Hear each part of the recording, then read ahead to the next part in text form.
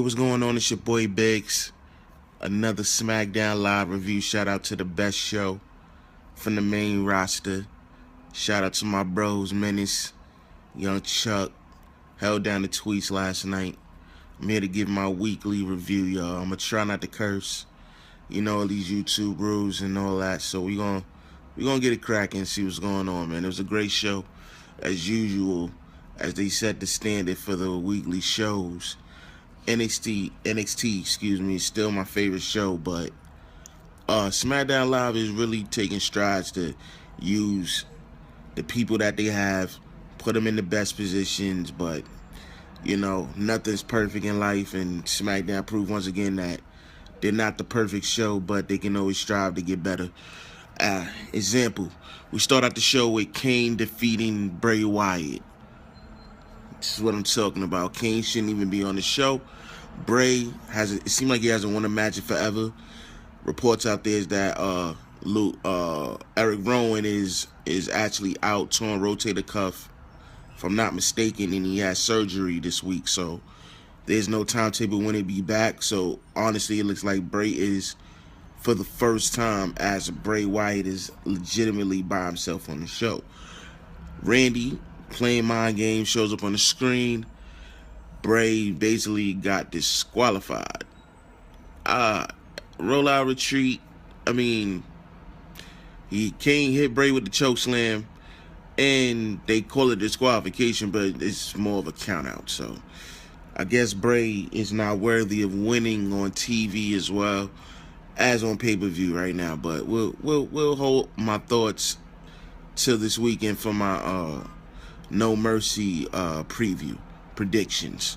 We move on. Baron Corbin's backstage. He's confronted by Jack Swagger. Challenge him to a fight, but they're going to settle it in the ring. So they say they'll continue next week, but they actually didn't. They actually had the match tonight. Nikki Bella versus the homie Alexa Bliss. I'll save that for the predictions, but they went for about 2-3 minutes. Carmella was on commentary. Call it heel Carmella.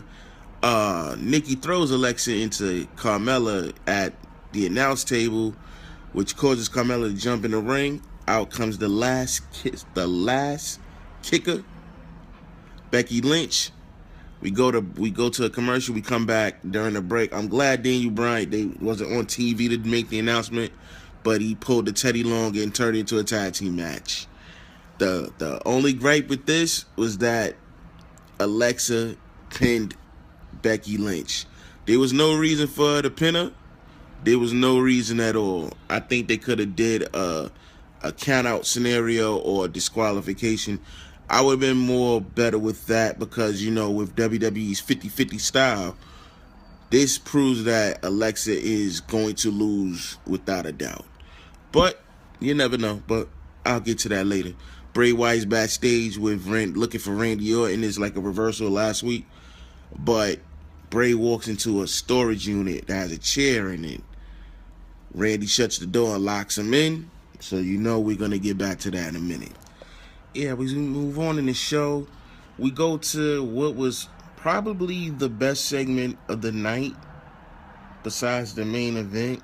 You had Miz with Miz TV, which I never liked, but this was actually a good Miz TV.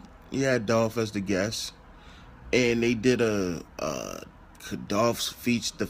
Okay, the video was called Highlights. It did highlight the failures of Dolph Ziggler's career. I actually think Dolph had a decent career. I think his career could have been way better, but it showed a lot of pitfalls, obviously, because Miz is a heel. But I think this was the perfect video because a lot of people believed in Dolph. I think Dolph could have had a Daniel Bryan type situation where people was legitimately behind him when he won the world title in New Jersey. He defeated Del Rio, and literally it's giving me goosebumps, man. Now thinking about it, because the crowd popped and was saying, yes, we approve of this situation. Dolph is bust his ass. He's went through the roads of being with the Spirit Squad, which was highlighted in the video, and You know, all the things that happened. You lost the title in 10 minutes to Edge. So Edge, it was literally Edge going away situation because it led to him a couple months later having his final match. So it was like Dolph has had a crazy road, and he's been there about 10 years, 10, 11 years. I mean, in all honesty, I think Dolph deserved better, and the package showed that. Out came the Spirit Squad. Well, two of them, Kenny and Little Mikey. It was funny as hell. And one thing led to another, and they attacked Dolph, of course. They did the old school throw him in the air type move. And Miz was telling him to do more. Dolph, you know, made the face comeback, super kick. And then he was going to super kick Miz. Of course, Miz got away, obviously. That I believe this match will, in all honesty, it might be the match of the night. I think even though the WWE title is going to be on the line later on in No Mercy, I'm going to get a little bit more deep into this match with my prediction blog. But I think this is really going to showcase the best of Dolph and, in all honesty, the best of The Miz. We move on. Bray Wyatt is still in the storage container and there's a security camera. Go figure that. I actually liked this segment. He was, you know, slamming on the walls, and then he sat in the chair. He just sat there, you know, talking his Bray Wyatt stuff. Then we had the American Alphas versus the Usos, which is really, I can't remember which Uso they look like. I'll just say Jimmy for the, oh, it was Jay, actually, excuse me. Jay versus Jason Jordan. It was a decent match. It was cool. I mean, it wasn't really nothing, you know, that to really talk about. Jay actually down the pin and got the win. Jay attacks Gable outside, and he's still has his knee injury. The Usos lay out Jordan too. They have been putting in work laying out the American Alphas. You know what I mean? Like, they are really set on getting these belts. Out comes Heath Slater and Rhino to make the save. The heels run away. I believe that this is going to be a better match than advertised. Like I said, I'm going to talk about all this in my prediction blog, but I really feel like the tag team title match is going to be another good match. Shout out to Smackdown on this, man. As we move on, we get back to Randy Orton and Bray Wyatt's story. Randy opens the storage unit, and come to find out Bray's gone. So, you know, I actually like that they haven't had too much physicality with each other, and they're saving it for the pay-per-view. Will Randy win? Does Bray deserve to win? I'll definitely talk to y'all about that this weekend. Let's move on quickly, y'all. Jack Swagger defeated Baron Corbin. Who deserves... See, this is the problem. Who deserves to win more, in my opinion? Baron Corbin. Who should have won? Jack Swagger. But I feel like... I actually think they would be a good heel team together, but just putting that out there. They said that Corbin tapped, which he didn't, so I think they'll have the rematch Sunday in the pre-show.